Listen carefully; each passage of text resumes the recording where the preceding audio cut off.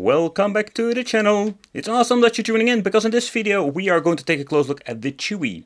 And Chuwi did made a lot of interesting mini PCs, but this particular one was quite expensive and this is just worth your money. Powerful yet small, and yeah, I must say that they are true about that, but it's not like the tiny one that we have reviewed before. This is for size and quite big one when it comes to the Chuwi line. I think Chuwi is a company that does give out a lot of new cool products, and I have no idea how to open this bloody box. Let's see if I can do it out of. It's stuck. It's stuck. Yep, it worked. But let's take a close look at the specifications. So this is an Intel Core i5 8th generation, or better said the 8259U. So the U are like the low power chips. So it comes with the Iris Plus Graphics 655. It does have Wi-Fi. So this one did have a lot of cool features, nothing much on the box to say about it. But when you're looking at the specs and you're paying around more than $300 freaking for it, when I understand of, yeah, is this something worth picking up? Like I already mentioned, Chuwi does deliver a lot of nice quality products in my opinion. But it's of course very expensive, because with quality there comes with a price. So when you're looking at the system itself, you can see when holding it, it's not the most tiniest system ever. But another thing I really like about it is the design. So to begin with, the design is very basic and simplistic. But then we have these very nice, very thick, rubbery, let's say, grips that you have at the bottom that you can put it on your desk. Another thing I personally really like, if you want to use it also in, let's say, your typical desktop, pretty damn cool is with this mini PC to have a lot of USB ports. At least we're going to get 4 3.0 at the back.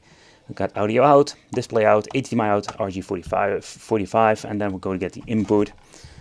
So at the front, the only thing what I think is a little bit of a bummer, there are no front USBs. I think it's very convenient, especially if you want to start some emulation on this. And of course we do get an on-off switch. So when you're looking at that, it's we do got some options, but it is very limited somehow.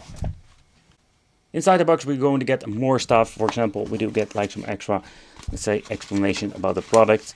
So the CoreBox that this thing is called, you can see we do get a lot of, let's say, extra paperwork, manuals that explains how everything works.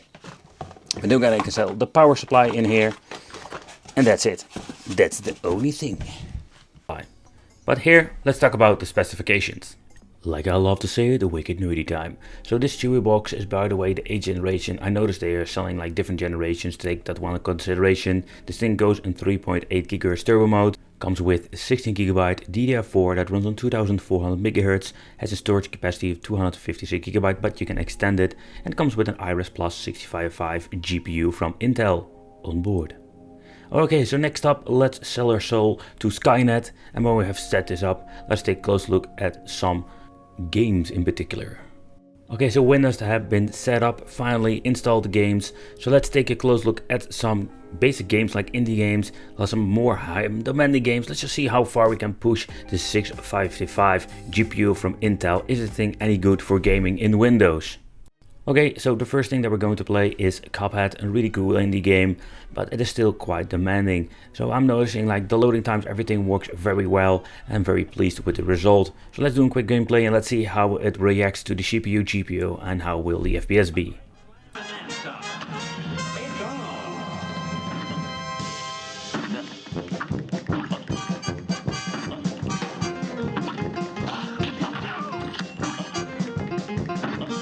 So let's try the Street of Rage 4 briefly, just to see how this will work. Cuphead did have a good performance, dipped here and there, but in general it was a very nice gameplay. Full 60 FPS most of the time when playing some bosses. How will it be with Street of Rage?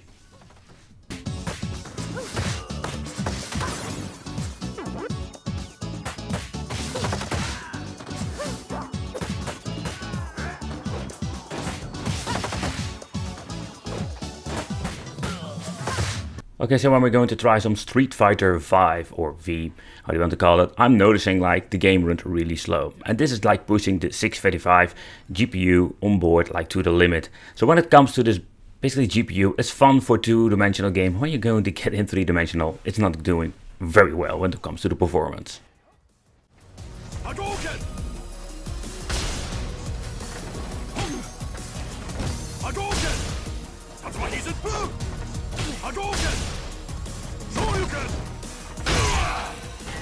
Alright, so let's take a close look at the inside. What are we going to get? So what I find quite interesting is this metal plate, because this metal plate basically does anything. But how do I mean doesn't do anything? It's quite simple. This is only giving the device some weight. Yeah, that is quite stupid. So this is just a metal plate with Chuwi on it and a sticker of i5. And this gives the weight. There's nothing for cooling whatsoever. So the only thing for opening it up, you need to have the bottom plate. And this thing is fully made of plastic, comes with 2 rubber feet for putting this thing on place. So it's kind of weird construction if you ask me. I think like this thing was already quite weight, and if they didn't even attach this metal plate, it's going to be even more of a plastic fantastic. Okay, so let's turn this thing around, and here you can see like it has the bracket for the other hard drive. So that's the reason why we got an extra cable. But let's take a close look in the inside. I think it's a quite interesting concept that they made over here. So this thing is made of plastic, almost fully made of plastic. So when it's sent on your disk like that, it sucks in the air or the fresh air and push it through the cooling element.